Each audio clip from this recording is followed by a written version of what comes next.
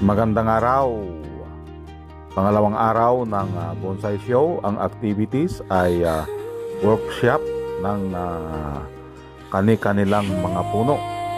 So magdala ka lang ng puno dito and then workshop at sharing ng kaalaman ng bawat isa para mas lalong matuto sa larangan ng pagbubonsai. At shout out sa mga gwapong bonsaista ng Tarlac Bonsai Society. Buong mundo ang yakap,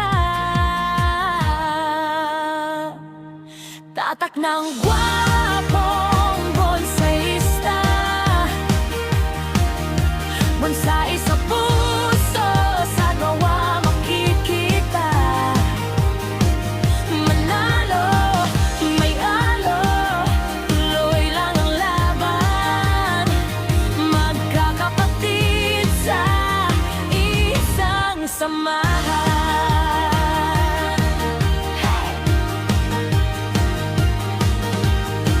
Sa bawat bonsai show, mga puno naglalaban, pero sa likod ng entablado, tawanan at kwentuhan. Tatalanan ng mga gwapong bonsaista, ang gaganda ng tanim sa pag-aalaga ng puno. Doon kami sabay humihimik,